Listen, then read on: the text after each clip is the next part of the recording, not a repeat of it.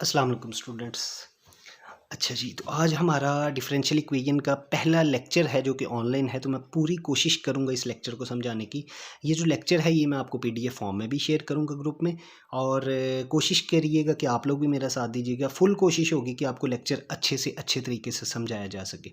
जैसा कि मैंने स्टार्ट में मेंशन कर दिया है कि ये लेक्चर बुक के पेज नंबर 5 से 6 में से बनाया गया है, और हैंड बुक का नंबर भी मैं यहाँ पर लिखना भूल गया हूँ। तो मैं हैंड बुक का नंबर बल्कि नेक्स्ट पेज में मैंने लिखा हुआ, तो हैंडबुक का नंबर भी कुछ क्वेश्चंस हैं वो आपने करने हैं, ठीक है। तो ये तो था लेक्चर, तो हम इसको स्टार्ट करते हैं। इससे पहले हमने डिफरेंशियल इक्वेशन के बारे में मुकम्मल डिफरेंशियल इक्वेशन की डिटेल्स देखी थी, बेसिक्स देखी थी, डेफिनेशन देखी थी। फिर हमने उसकी क्लासिफिकेशन देखी थी, classification bye type, classification bye linearity, classification by order, और उससे रिलेटेड कुछ एग्जांपल्स भी की थी, और एक छोटी सी आपको शॉर्ट असाइनमेंट भी बनाने को दी थी। उससे रिलेटेड कुछ एमसीक्यूज़ आपने तैयार करने थे। तो हमारा आज का लेक्चर बेस करता है solution of differential equation. Solution of differential equation अभी हमने निकालना सीखा नहीं है। ये सॉल्यूशन पूरा कोर्स ही डिफरेंशियल इक्वेशन का सॉल्यूशन निकालने पे है।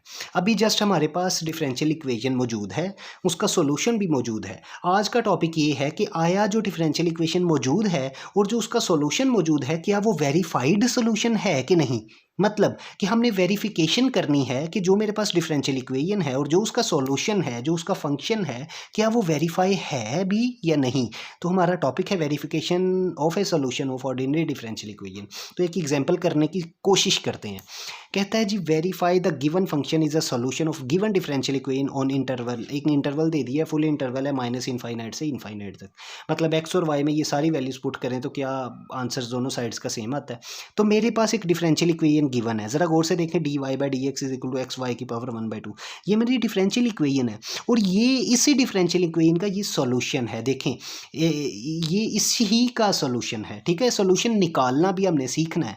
अभी मैं गिवन दे रहा हूं कि ये डिफरेंशियल इक्वेशन है और इस डिफरेंशियल इक्वेशन का ये सॉल्यूशन है। तो सॉल्यूशन सिंपल एक फंक्शन होता है, जबकि डिफरेंशियल इक्वेशन में डेरिवेटिव मौजूद होते हैं। ये बेसिक्स तो आपको पहले पता है, ठीक है। हमने ये वेरीफाई करना है कि इस डिफरेंशियल इक्वेशन का ये सॉल्यूशन है। तो इसको वेरीफाई करने के लिए ये जो टर्म है इसकी दो साइड्स हैं, एक लेफ्ट हैंड साइड है, दूसरी राइट हैंड साइड है। अगर लेफ्ट हैंड साइड और राइट हैंड साइड दोनों सेम आ जाती हैं, दोनों सेम आ जाती हैं, तो मतलब कि हमारा ये सॉल्यूशन इस इंटरवल के अंदर वेरीफाइड सॉल्यूशन है, ठीक है। तो इसी को देखना है डिफरेंशियल इक्वेशन को। तो सबसे पहले मैंने इसकी लेफ्ट हैंड साइड देखी, तो लेफ्ट हैंड साइड में क्या लिखा हुआ है, लिखा हुआ है d y by d x. इसका मतलब है वाई का डेरिवेटिव ले लो विद रिस्पेक्ट टू एक्स। अब वाई कहाँ से मिलेगा, वाई मेरे पास मौजूद है, तो मैंने इस वाई को यहाँ पे लिखा, मैंने इस वाई को यहाँ पे लिखा, y is equal to 1/16 x की पावर 4। लेफ्ट हैंड साइड पे क्या चीज़ है, d y by d x, मतलब वाई का डेरिवेटिव लो विद रिस्पेक्ट टू एक्स। तो मैंने यहाँ पे लिखा y is equal to 1/16 x 4। इसका मैंने लिया derivative with respect to x. तो जब मैंने इसका डेरिवेटिव लिया तो 1/16 कांस्टेंट है, एक्स की पावर 4 का डेरिवेटिव निकालो तो क्या आएगा, एक्स की पावर 4 का डेरिवेटिव 4, वैसे ही 4 में से 1 माइनस पावर रूल है। पावर रूल क्या कहता है कि पावर को पहले लिखा जाए, पावर को पहले लिखा जाए, एक्स की पावर में से 1 माइनस कर दिया जाए, तो 4 - 1 3। तो एक्स 4 का डेरिवेटिव है 4x क्यूब। 1/16 पहले से कांस्टेंट था, तो इसका आंसर आया 4 4 16 1/4x क्यूब। तो ये एक साइड का आंसर है d y by d x का 1/4x क्यूब। एक साइड हमने निकाली है, y हमारे पास मौजूद था, हमने सिंपल उसका डेरिवेटिव ले लिया, ठीक है। अब दूसरी साइड निकालते हैं। दूसरी साइड है एक्स वाई 1/2। मैंने लिखा x y 1/2 is equal to, मैंने सिंपल इस y के अंदर y की वैल्यू पुट कर दी, क्योंकि ये ही इसका सोल्यूशन है। तो y की जगह मैंने 1/16 x4 पुट किया, x वैसे का वैसे ही, y की जगह 1/16 x4 की पावर 1/2। 1/2 कहते हैं किसी भी चीज़ के अंडर रूट को, ठीक है। x को वैसे ही लिखा 1/16। तो असल में 1/16 1 का अंडर रूट 1 ही होता है, 16 का अंडर रूट 4 होता है, 4 4 16, x4 का अंडर रूट x स्केयर होता है, ठीक है। तो ये चीज़ आ गई। तो ये x स्केयर है, ये मल्टीप्लाई बाय x, तो x square into x cube हो गया, ये 1/4 वैसे ही लिखा गया। तो ज़रा गौर से देखें, लेफ्ट हैंड साइड है d y by d x, right hand side है एक्स वाई की पावर 1/2, एक्स वाई की पावर 1/2। देखें दोनों का आंसर सेम है, ये भी 1/4x क्यूब है, ये भी 1/4x क्यूब है। मतलब इस इंटरवल में से आप कोई भी वैल्यू उठा लो, इस x में पुट कर लो, इस x में पुट कर लो, कोई भी वैल्यू उठा लो, तो दोनों का आंसर सेम आएगा, ठीक है, वैसे भी left hand side is equal to right hand side, तो it is a verified solution. इसका मतलब ये है, ये जो मेरी डिफरेंशियल इक्वेशन है वाकई ही ये इसी का सोल्यूशन है। तो ये सोल्यूशन की वेरिफिकेशन करने का एक तरीकाकार है। अच्छा जी, तो जब भी कभी डिफरेंशियल इक्वेशन की बात की जाए, सोल्यूशन की बात की जाए, तो फंक्शंस असल में दो तरह के होते हैं। एक फंक्शन होता है जी एक्सप्लिसिट फंक्शन, एक फंक्शन होता है जी इम्प्लिसिट फंक्शन।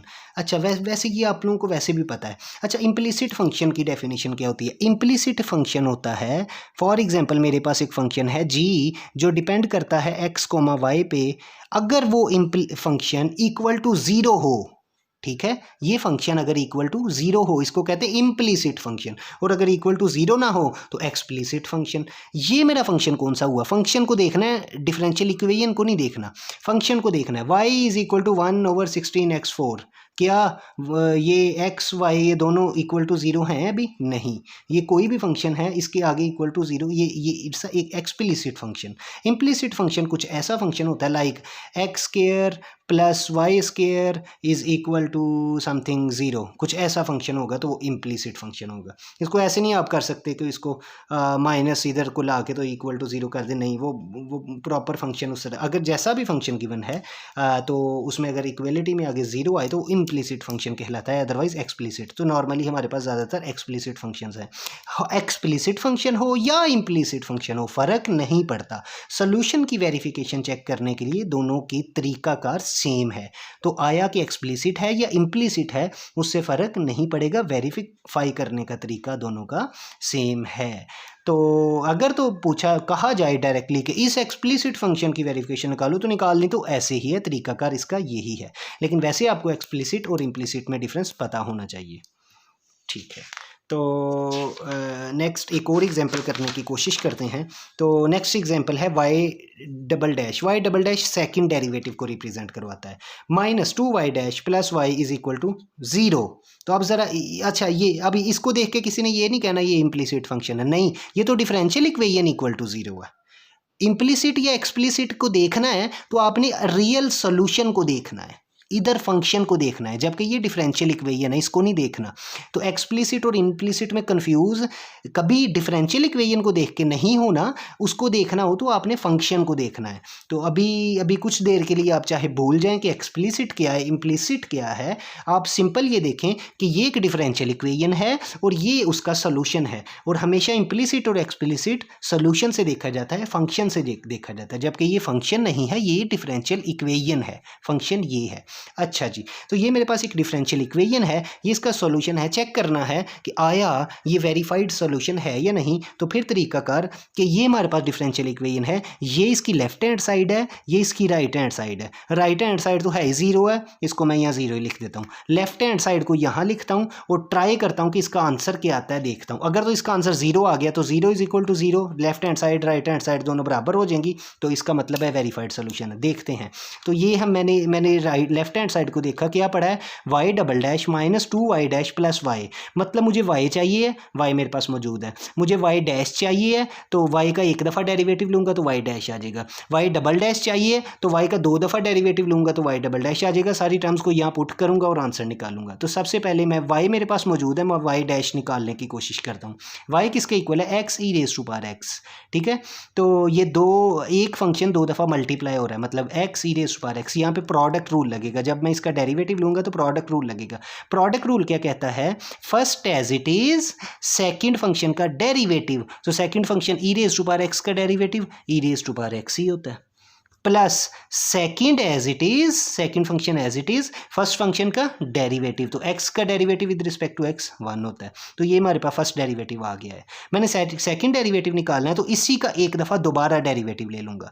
तो सेकंड डेरिवेटिव निकालना है, इसी का एक दफ़ा दोबारा डेरिवेटिव लूँगा, x e raise to power x, ठीक है। तो यहाँ पे फिर उसी तरह दोनों मल्टीप्लाई हो रहे हैं, first as it is second का derivative e raise to power x का derivative e raise to power x, plus second as it is first का डेरिवेटिव, तो x का derivative with respect to x 1 आएगा, plus e raise to power x का derivative e raise to power x। तो ये मेरे पास y double dash आ गया। मैंने y डबल डैश यहाँ पुट किया, y डैश यहाँ पुट किया और y की वैल्यू यहाँ पुट की, तो ये सारी टर्म्स आपस में कैंसिल हो जाती हैं और आंसर किसके इक्वल आ जाता है, ज़ीरो के, तो left hand side is equal to right hand side. इसका मतलब है ये जो आपका सोल्यूशन है ये वेरीफाइड है, इस डिफरेंशियल इक्वेशन का इसका सोल्यूशन ये वेरीफाइड है।